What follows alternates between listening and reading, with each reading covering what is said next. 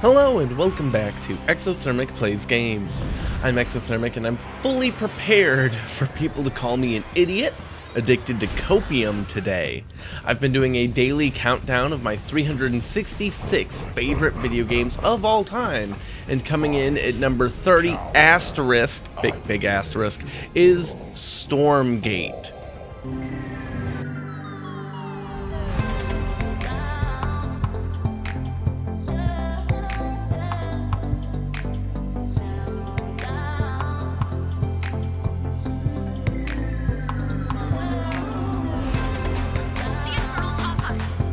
Got it. I'm going to get the big thing out of the way first here.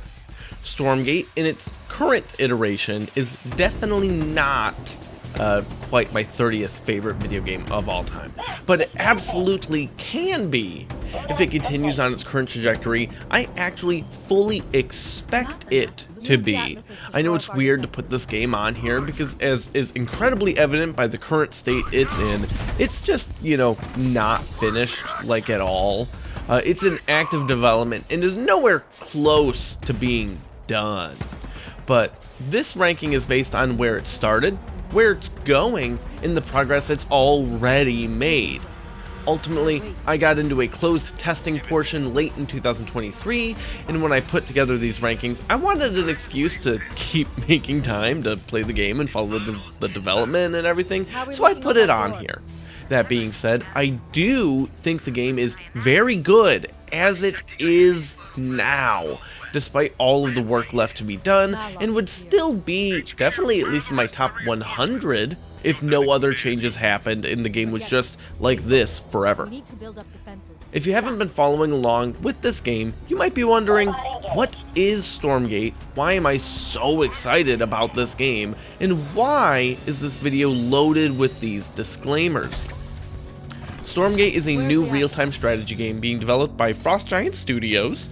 If you've never heard of them, that makes sense. They're a brand new company that's largely made up of people that left Blizzard Entertainment, either through being laid off from essentially gutting all of their RTS development, or because they no longer wanted to be with the company, perhaps because of laying off and gutting like all of the RTS development, and left on their own. So this is a brand new Blizzard-style RTS with a lot of things that I personally think are fresh and exciting ideas in a space that's gotten extremely stagnant over the last decade or so. People on this team were heavily involved in the development of many aspects of StarCraft 2, but some of them also are from the Warcraft 3 days. You might be wondering, why is this such a huge deal if EXO hasn't even covered any Blizzard RTS games in this whole channel? That's because I like them so much, you still won't see them on here for a while. I suspect my excitement over Stormgate will be much clearer when you see where those games rank. So what makes a Blizzard RTS? You need a strong campaign, exciting community-driven customization tools, and of course, very good high skill ceiling multiplayer. I'm going to start with the multiplayer here because it's the fundamental groundwork for everything to be built upon. There's kind of three tenets that are important to this style. First is the economy and base management. You build generic workers that gather resources and construct your base. There's nodes on the map with these resources, which individual workers collect, and then you can spend them on buildings, units, and tech. Managing these workers themselves is a critical part of not only your strategy, but also mechanical gameplay as you build up more and more bases and ultimately decide on which ways are best to spend your money in accordance with not only your own strategy, but also your opponent's. These are all referred to as macro mechanics. The second tenet is the other side of that coin, which is control of the units you make themselves. Each type of army unit should feel distinct and unique within its faction, fulfilling a dedicated role with its own strengths and weaknesses. This allows for some level of rock, paper, scissors type decisions at the macro level, where if you can scout your opponent's army composition, you should be able to craft something to beat it. but there also needs to be plenty of opportunity for a player more skilled in simply just moving these units around and timing abilities and just general control of what you have at your disposal to overcome mismatches in army composition. Sometimes this is taking advantage of qualities of the map you're on. Sometimes it's landing awesome spells and skill shots. Sometimes it's just a matter of outpositioning your opponent and getting more surface area on them, or multi-pronged attacks surrounding their army, or having the mobility to attack and harass their infrastructure wherever their army is not. The third tenet, however, is the most interesting and by far the hardest to do, which is why so few games in the genre manage to actually pull it off, at least to the extent that the Blizzard titles historically have done. Absolute asymmetry in the factions. Every single unit, down to the workers, behave totally differently, not just another flavor of a tier 1 military unit with slight differences. They need to be radically different across each faction to the point that it feels like every matchup is having to learn an entirely new game. So on these fronts, how is Stormgate doing so far? Well, it's got the first one regarding economy management down for sure. Let's be real here, they don't need to reinvent the wheel. There are two main resources to the game. The first one is called Luminite, and you just mine it from these, mines, and your workers take it back to your base. It's very linear and straightforward. The second resource, which is what really kind of gates tech for the most part in the game, is a bit different. It's called Therium, and is spawned from these glowing piles of rocks on the ground. What makes Therium so interesting is that unlike Luminite mines, which have a fixed amount of resources available before they run out, I mean, it's a lot, but they will run out, Therium replenishes indefinitely, but at a fairly slow rate. So you can let it pool up, and then mine a lot, or you can basically mine at equilibrium, or you can even just send a ton of workers for a big Therium shot when you need it, provided there's enough nodes to mine from, since it actually spreads out over time. It's pretty cool, and is a fun little wrinkle on the traditional system. On the second tenet, the game is really already shining brilliantly, I think. There's still work to do on the overall army compositions because we generally haven't gotten tier 3 units, meaning we're just stuck on mid-game armies without much else to do quite yet. But I really like what most of the units we currently have are doing. They feel very unique and different, and while there's still room for improvement there, it's been pretty consistent improvement. The core infrastructure of the game is rock solid, being super responsive, and while some of the pathing when left to its own devices is a little wonky, that's improved with every update, and I continue to expect it to. And units have always been very good though at doing what you tell them to do more literally. The game is also the first RTS with rollback netcode built in, which is actually crazy because of the huge amount of inputs and status updates that those games need to constantly do. So the game plays very smoothly, even with some lag. Speaking of inputs, the game has some great quality of life features that help a lot both with the macro and micro controls. There's a unified command card, which makes it so you don't necessarily need to hotkey your buildings to make stuff, and makes it really easy to check progress on things like your upgrades, unit construction, and tech available. If you press Q, you see every building your faction can make and can select from those. And it'll even select the nearest worker and just send them out to do it. So you don't need to select a worker, you just do the thing. If you press W, you see every ground and other core army unit, and then also the workers, your faction can make. If you press E, you see every flying and other crazy tech unit. R is research and upgrades, tech is advanced research and upgrades. Also, you can set up rules for automatically adding units you produce to hotkeys. By default, 1 is every army unit you have, 2 is every ground army unit, and 3 is every flying army unit. This is really convenient if, for example, you have a group of flying units that you are just moving around quickly with, trying to harass and pick away at things.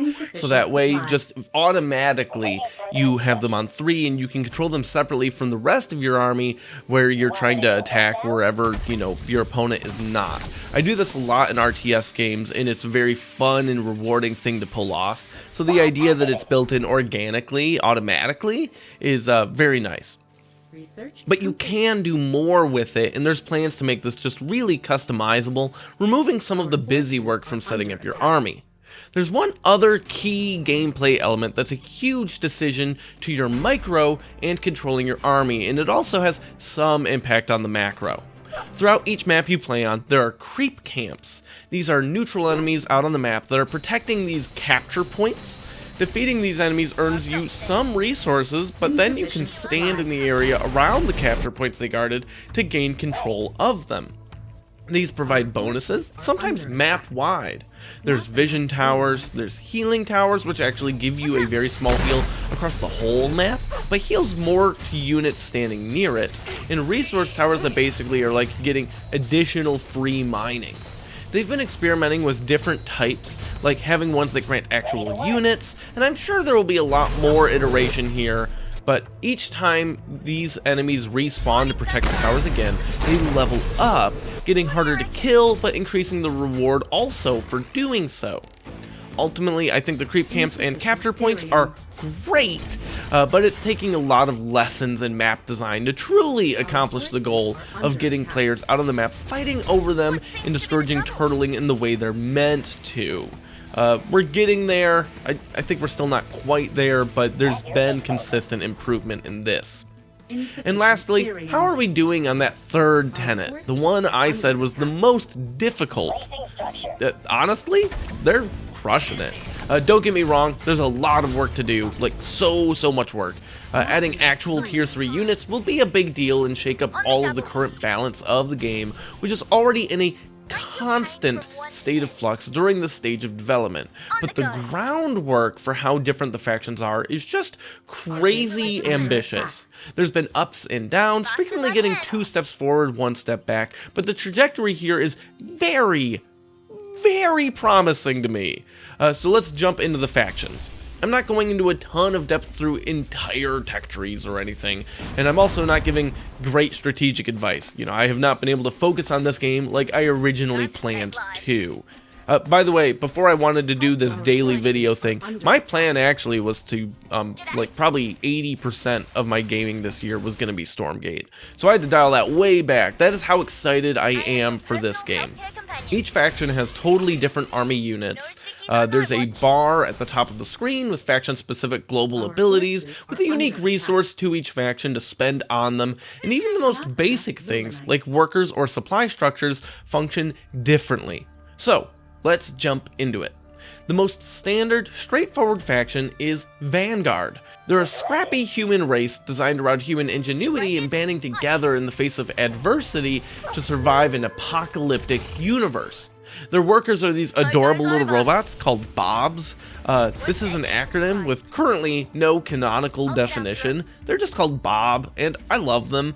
If you've seen StarCraft Terrans, Vanguard will feel extremely familiar, as they're modeled very much so kind of after that race, but with their own unique things added on. Bobs construct buildings and need to stay there for the entire time it's being constructed. They gather your minerals very linearly and can repair mechanical structures. You know, it's all very Terran. But I think that there's a lot of fun wrinkles. Like, it's fun that the buildings for Vanguard are basically 3D printed rather than Bobs actually mechanically building them. Bobs can also group up and all build the same structure together, so it's done a lot faster, like humans in the Warcraft RTSs. Another great thing about Bobs is that they can jump in the fight with a top bar ability that energizes them and makes them actually kind of lethal for a short while. Bobs are awesome. Basic army units for Vanguard are built from a barracks, and the tier 1 units available to you are Lancers, which are little soldier dudes with a big sword. But the most important unit for Vanguard is something called, at least to me, is called the Scout, which is a robot dog. They're so cute, and they're so helpful. Each faction starts with a bonus unit at the start of the game. For Vanguard, it's one of these Scouts, and they're really fast and pretty cheap, but not that hard-hitting, and at least at first, but they also have an ability to let out a big "awoo" and expand their vision on the map, allowing you to do what they're named after and gather lots of information on what your opponent is doing. Later on, you do get to research an upgrade for the dog, which allows them to deal massive damage to light units. Each unit in the game has classifications, basically just keywords for other things to reference. So depending on your opponent's army composition, just making a giant pack of dogs may just actually shred through everything they have. Of note, all worker units are also categorized as light, so an active Vanguard player should always have a pack of dogs running around looking to get some economic damage done. Some other highlights of the Vanguard army are Exos, which are basically space marines. There's not a whole lot else to them. I mean, there's some difference in feel and weight and attack time. They're marines. Atlas, which are tanks, they're pretty cool actually, launching big energy shots at their target rather than just blasting them instantly. This gives your opponent room to react and split their army apart, playing into that second tenet I talked about. And one of the great things about Stormgate, and this won't mean much to you if you haven't played many other Blizzard RTS games, is their target goal for lethality.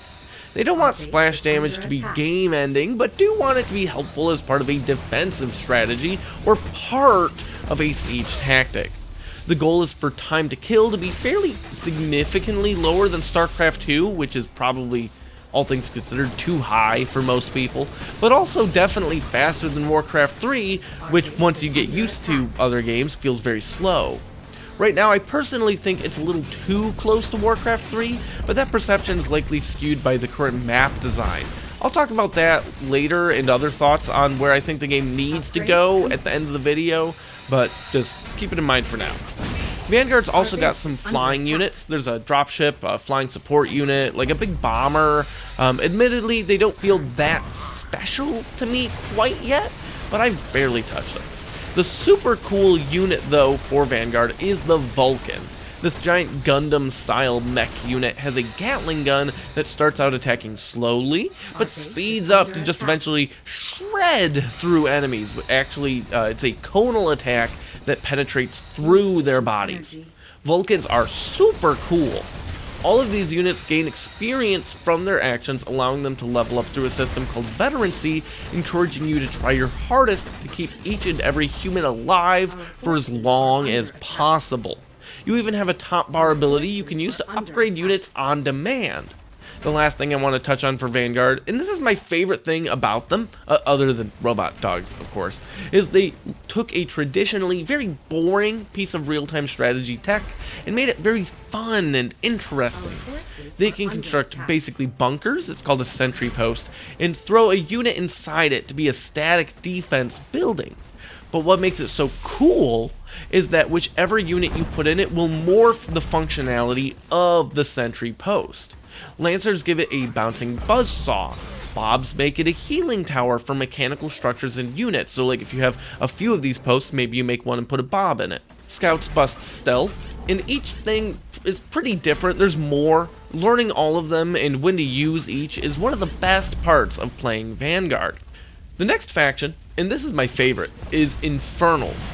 I mentioned that Vanguard are surviving in an apocalyptic universe. Well, Infernals are the apocalypse. The demon faction is designed around enormous, swarming armies and lots of things dying, throwing wave after wave after wave until eventually the opponent breaks. Admittedly, there's work to be done here. They're more turtly than they should be. I do think that more tier 3 and other things will help with that. But yeah, they do need to work on that, especially against Vanguard. The first thing to note about being swarmy and full of units is that your standard supply structure is a meat farm, and it actually spawns these little fell hogs that can fight to defend your base. Early on in development, these fell hogs were definitely too good, which was funny, and there was a really cheesy strategy involving just building these farms inside your opponent's worker line. But speaking of workers, your standard worker unit is these adorable little guys called imps. Seriously, they are just so cute. Just look at them and listen to the sounds they make, like wug.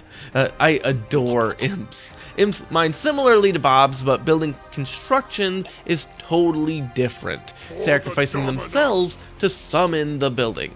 There's a lot of theme on ritual sacrifice with Infernals, and imps in particular kind of like to die. Later on, you can get an upgrade that allows them to ignite themselves on fire, and they're like little walking dynamite exploding after a while.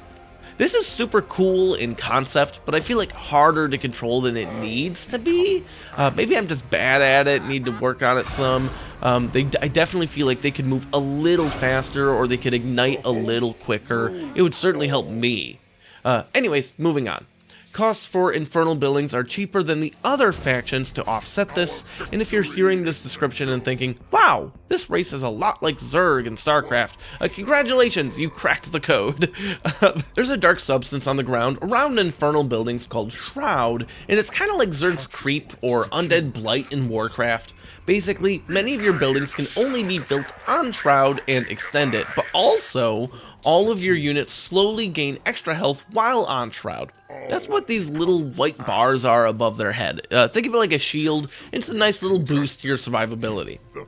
There's two main gimmicks that Infernal army units are caring about. I do want to touch on how they're made, though.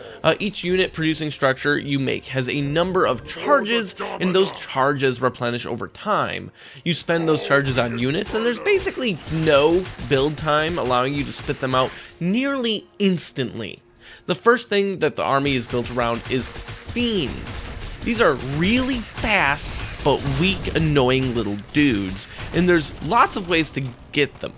The easiest is that whenever one of your brutes dies, it splits into two fiends. While this is automatic, you can actually manually do this too, which gives you a lot of flexibility for even your most basic bread and butter unit.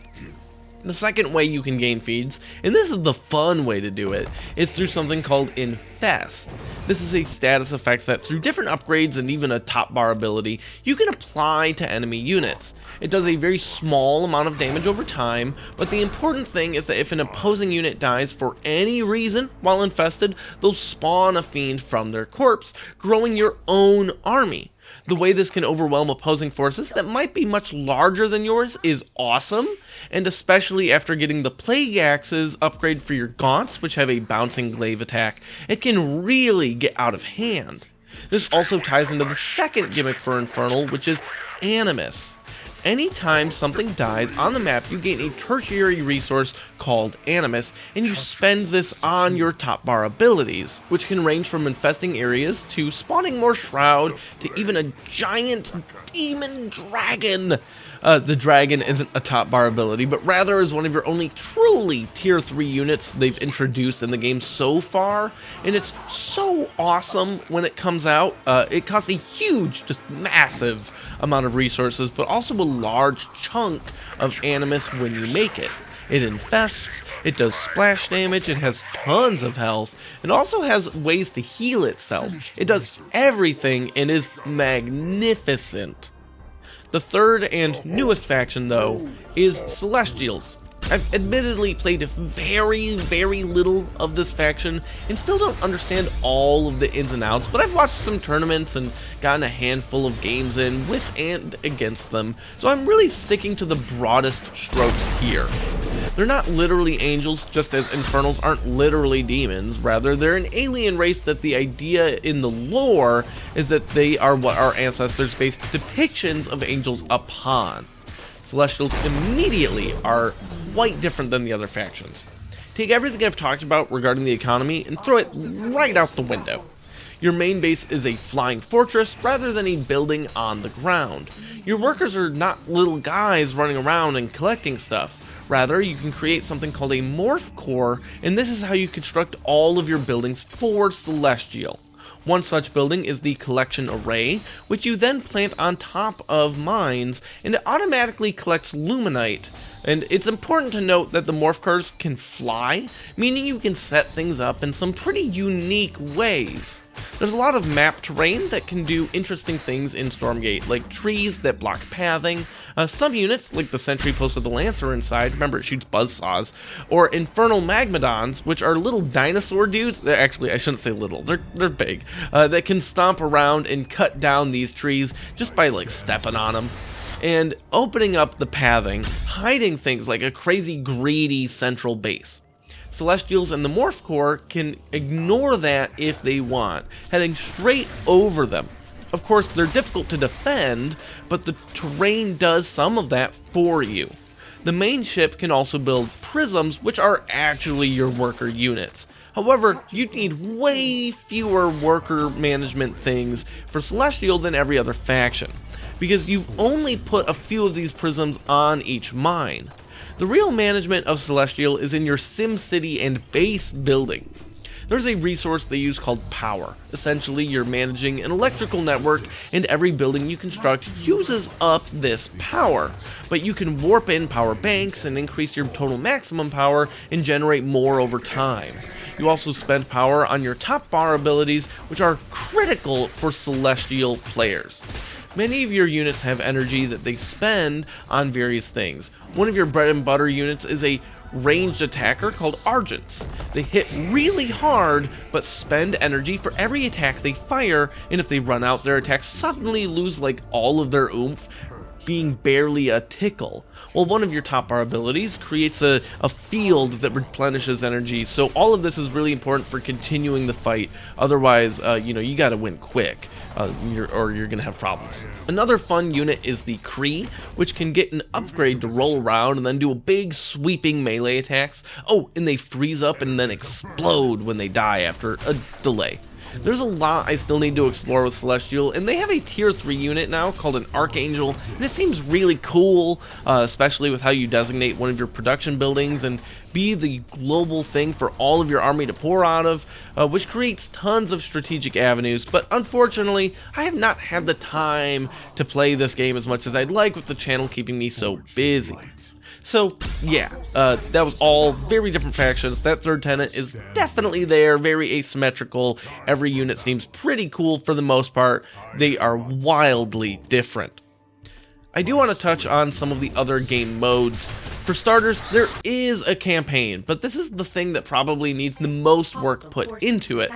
I definitely think, as a person that participated in several playtest waves under strict NDA, they debuted the campaign way too early, never even giving it a private playtest.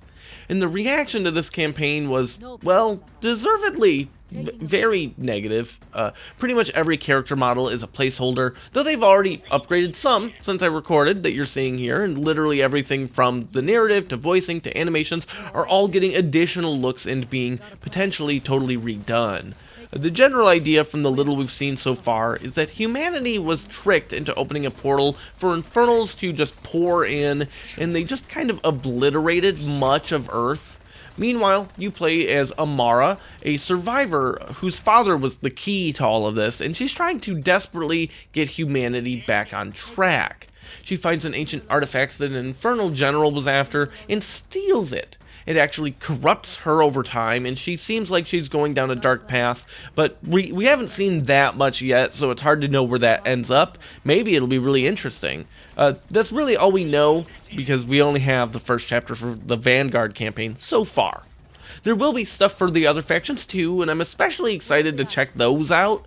There's this awesome Infernal character who has a terrible, just terrible name that I don't think it's too late to change it. They should change it.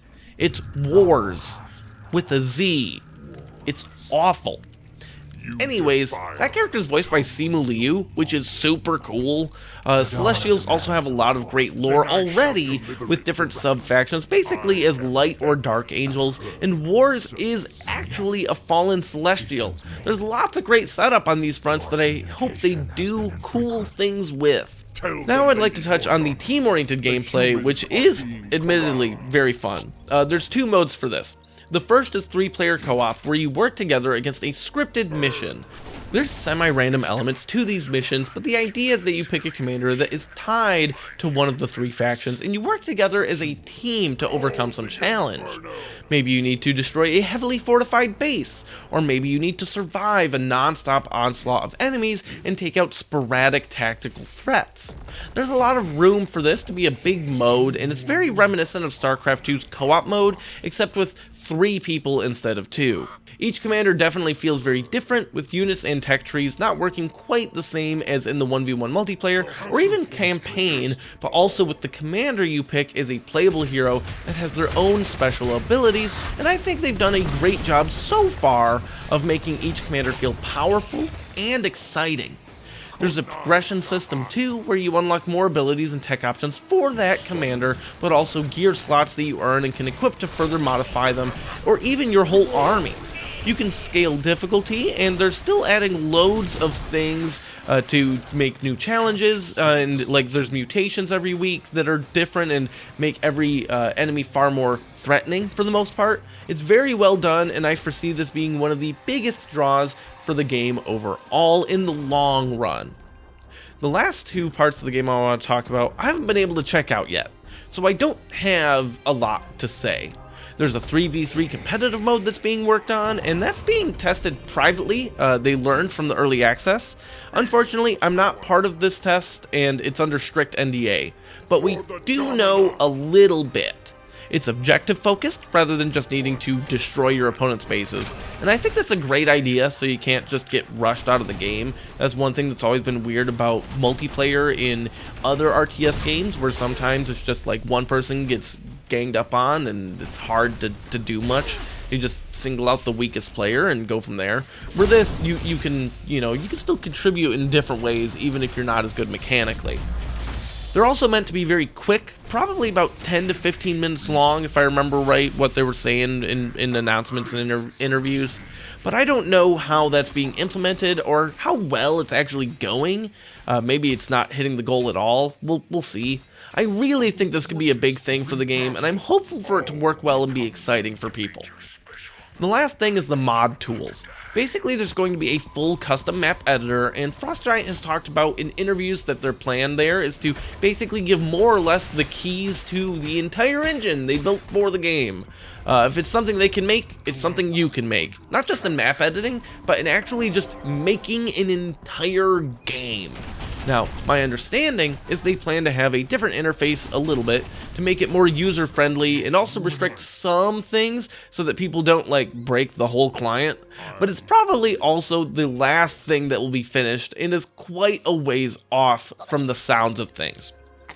I've literally never in my life been more excited for a game than I am for Stormgate, and while the early access launch wasn't quite what I had hoped for, that excitement hasn't really gone away either. There's a lot left for them to do for sure, and there's a lot of lessons for them to learn. Thankfully, it sounds like they're really learning them, and the team has, in the little over a year I've been able to have my hands on the game, consistently made great strides. I mean, if you look at where the game was a year ago, night and day. So I'm very excited to see where it is a year from now, when presumably they're ready for their 1.0 launch. For example, a common complaint when the game hit early access was regarding the graphics. Now, if you're looking for hyper-realism, I'm sorry, but that's just not what this game is going to be. But, based on feedback, they already moved up a massive update regarding many map textures and lighting effects, which has already greatly improved the appearance of the game. There's some fundamentals that still need work, and it's hard to see how these macro decisions impact things in unexpected ways. Recently, as more and more testing has been done, and different ideas are tried, it's become apparent that the map design has been a source of many problems, and they're learning how to make better maps. It's a difficult thing to do. I mean, any RTS game, especially that has an active map-making community, you'll look at the first official maps released by the developers and compare it to what the community makes, and it's like, wow, the developer maps are always so bad. So, we're learning a lot here, and by we, I mean Frostgiant, but as more and more testing has been done, we've learned that maps were too big, creep camps were spread out too much, and they just weren't positioned right to encourage going out on the map and engaging with your opponent and jockeying over these positions the way they should have been. So they're testing smaller maps now, and we've already seen huge improvements from this. This is just one thing. I mean, there's a million things, so it's just great to see it. There's loads of quality of life stuff to work on too, but the team at Frostgiant isn't actually that large, and they're aware of things like unit volume, like sound volume differences, alert sound bugs, and actually, really tons and tons of bugs. But we keep getting fixes for this stuff, but there's only so much they can do while also actively developing the game. I get it. Real-time strategy is one of the most challenging and resource-intensive genres to design a game for, and it's so extraordinarily iterative that these things just do take time. Already I've been having an absolute blast, even though just with the most basic units, and the fundamentals of Stormgate are rock solid, giving me a lot of hope that the mixed reactions at the too early access launch will turn around as people recognize the greatness already happening within this game's ongoing development. This has been a long video. You can join me tomorrow as I talk about my 29th favorite game, where I've never felt so emotionally attached to rectangles.